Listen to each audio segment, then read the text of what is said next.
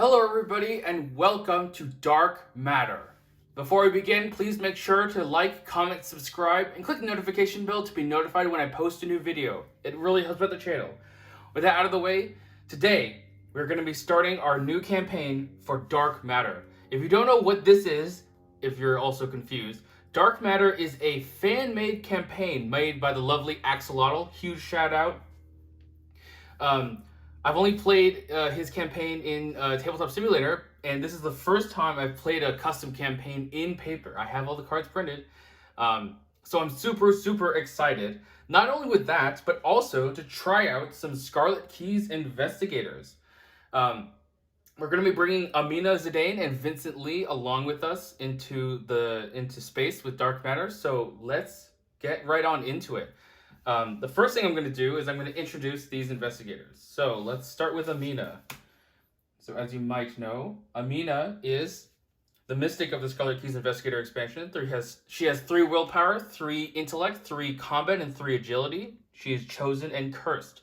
Reaction: when you play an asset, reduce its resource cost by 3. It enters play with 1 doom on it, limit once per round. So she is definitely going to be a very doom mystic oriented investigator. Her Elder Sign effect is +2. You may move all doom from a card at your location to another card at your location. She has 5 health and 9 sanity. Her deck building is pretty standard. She has level 0 to 5 mystic cards and level 0 to 4 charms. I'm not entirely sure if I'm going to be dipping too heavy into the charms part of her deck building, since I don't have in a full collection. But there are some charms in the Scarlet Keys that I might look at, so we'll see about that. All right, let's talk about our deck as well. So starting off, our main customizable card for Amina is Power Word. So it's a 3-cost event, customizable, fast, play only during your turn. Attached to a non-elite enemy at your location. Action: if attached enemy is at your location, parlay. Give it a command. Limit once per round per command. And it starts with 2 commands. Go: this enemy moves once in a direction of your choice. And cower: this enemy exhausts. So this card, as it stands right now, with no upgrades, is basically just a an evade bot. It basically will allow us to successfully pass an evade for free. So, for example, if we use Go on an enemy without Hunter, we effectively just get rid of it. And if we use Cower on an enemy with Hunter, it'll evade it for a round. So it's not that good right now, but I do have this upgrade sheet, which I did actually print out. This is a piece of paper. It's quite a bit larger.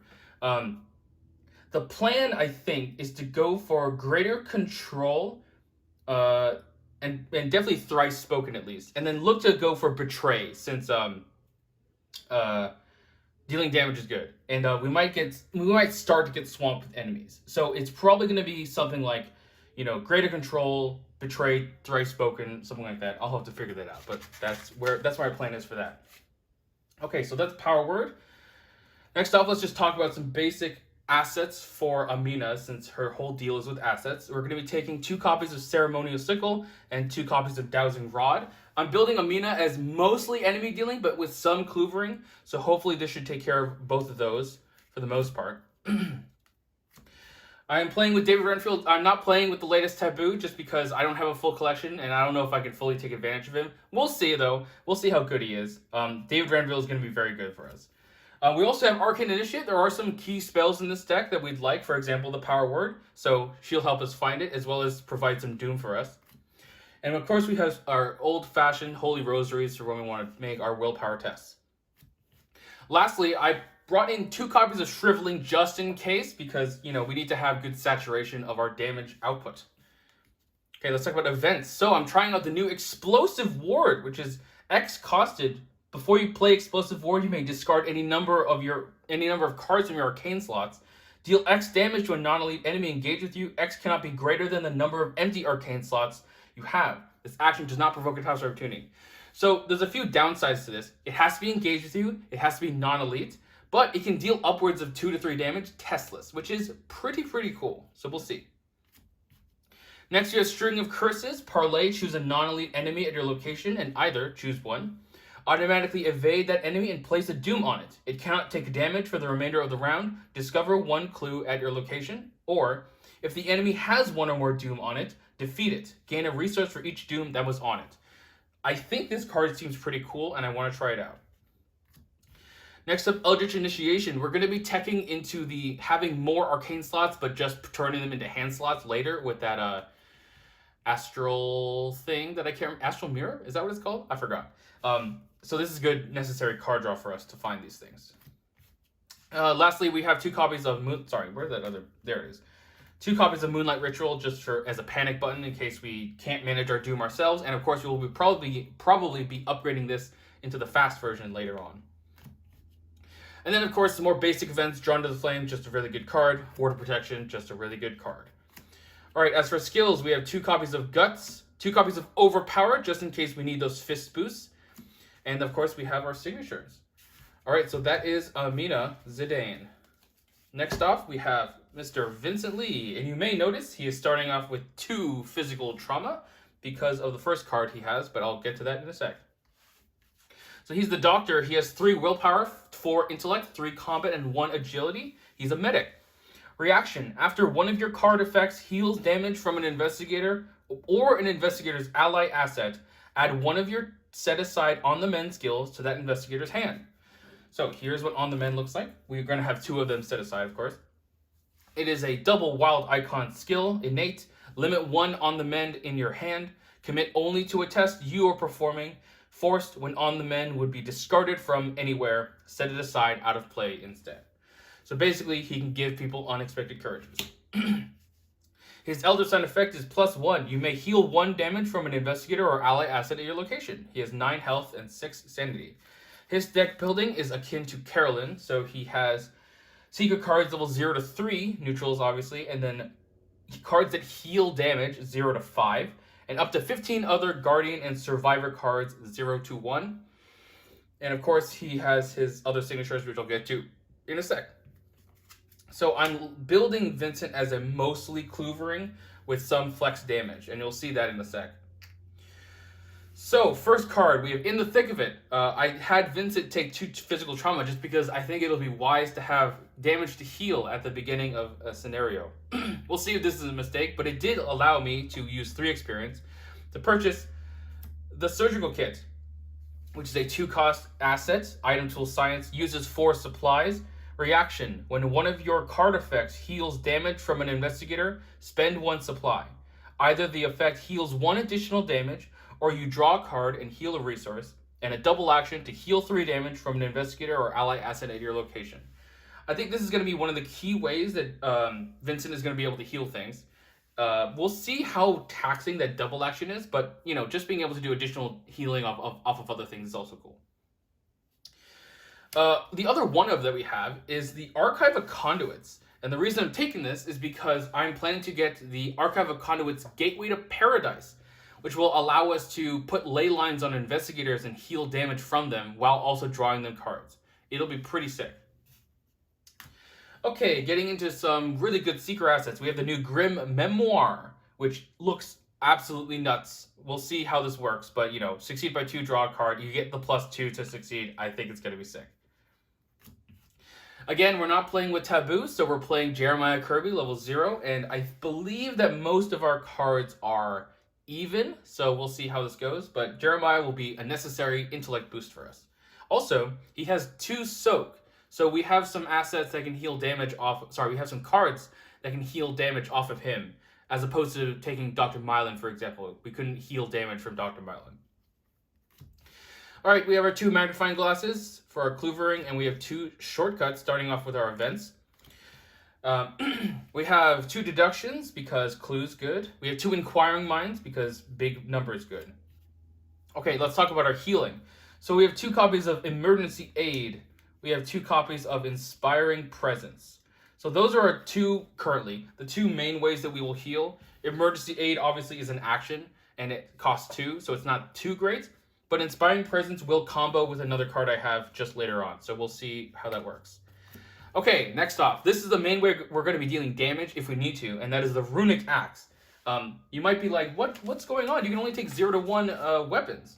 But the Runic Axe has the Inscription of Glory, which adds an inscription. If this attack defeats an enemy, choose one, draw a card, heal a damage, or heal a horror. So Vincent will be able to get this all the way to level 5, if he takes Inscription of Glory, and that is my plan.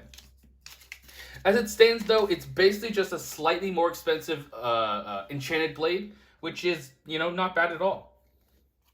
Okay, on to some more Guardian cards. So we have Guard Dogs. Guard Dog is going to be a huge way to use Inspiring Presence, as well as just ways to heal damage off of Guard Dog to give us more on the mends.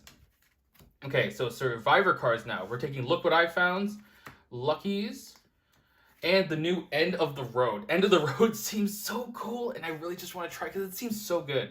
But other than that, Lucky and Look What I Found look like to be very, very good Survivor cards, so we're going to take them.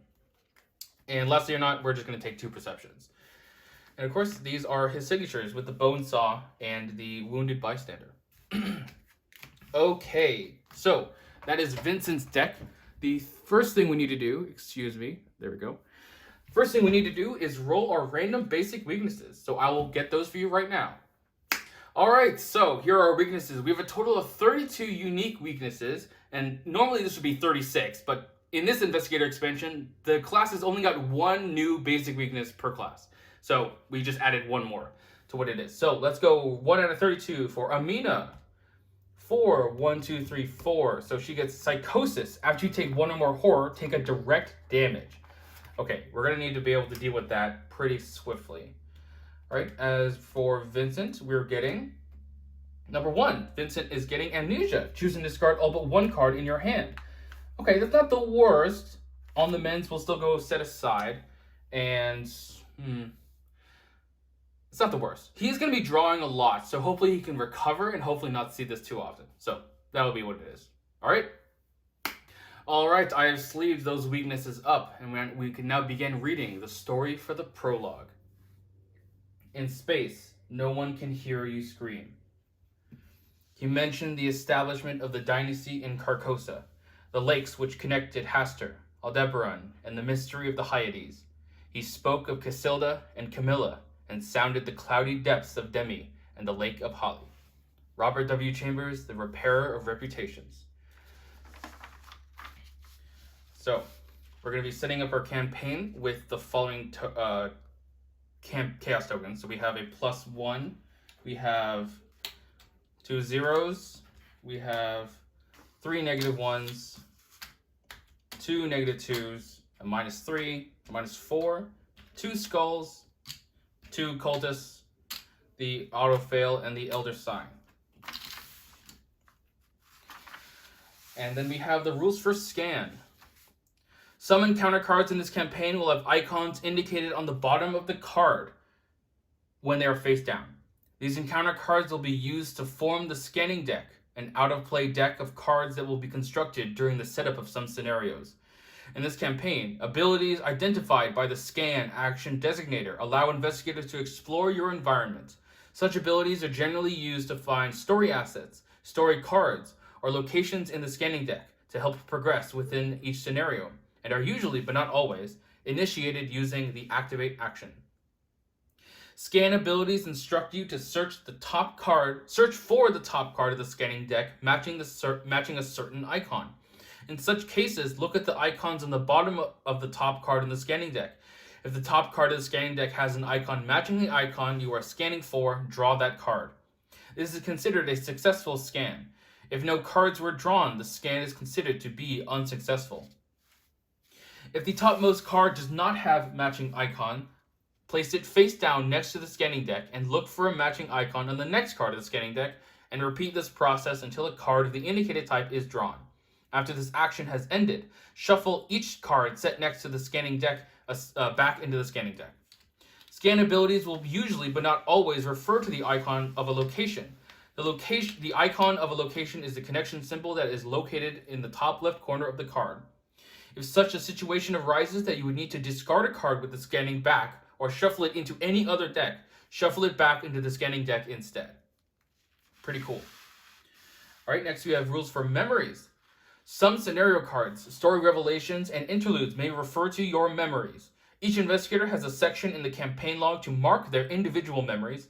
These memories are tied to specific investigators and are not shared among all of the investigators. You may be instructed to add tally marks or cross off tally marks to specific investigators' memories. This is done by marking a line in that investigator's memories section in the campaign log or crossing out one of the above lines, respectively. The number of memories each investigator has is equal to the number of tally marks in their respective sections that have not been crossed out. And of course, we know what alert is. All right, and here is the prologue. This may sound familiar to y'all. You turn over the folded program in your hand, reading it for what seems like the 100th time. Miskatonic Playhouse presents The King in Yellow, it reads. A special one-night engagement at Arkham's very own Ward Theater. An irresistible drama in 2 acts. Production staged and directed by Nigel Engram. The cast is a small ensemble, with one unattributed credit at the end, The Stranger. To have such a highly anticipated play come to Arkham all the way from Paris is a noteworthy event, even if it is just for one night. For weeks leading up to the show, it was the talk of the town. It seemed so unassuming, and yet you have evidence something sinister is at work. It started with the disappearances of one of the stagehands that was never seen, of the theater. A boy of only 17 who missed rehearsal one night and was never seen again. Then, less than 2 weeks before the performance, there was a musician whose corpse was found with a gun in its mouth. Perhaps most chilling was the crazed man that the coppers had picked up in Independence Square, who had been ranting and raving about the king's return. He was brought to Arkham Asylum, and you were surprised to discover that he was not alone in his delusions. Finding these events suspicious, you and your companions have delved deeper into the matter. Although no connection can be proven, these weren't the only strange events surrounding the up-and-coming play. Instances of suicide and madness have followed in its wake, and you are determined to discover why. The lights in the auditorium dim, and a spotlight shines on the stage. What unfolds is not quite what you expected. Slow-paced and monotonous, the first act of The King in Yellow is a tedious bore.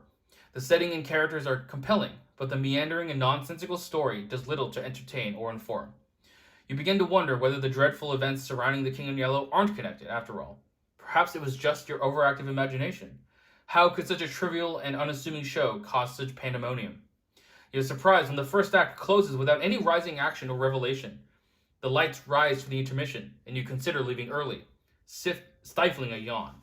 Before you are able to decide, however, you find yourself drifting to sleep. Proceed to Scenario 1, the Tatterdemalion. Alright, well, I will see you then. Hopefully the video should be up right now. If you like this video, please make sure to like, comment, subscribe, and click the notification bell to be notified when I post a new video. It really helps out the channel. This has been SuperFang99, signing off.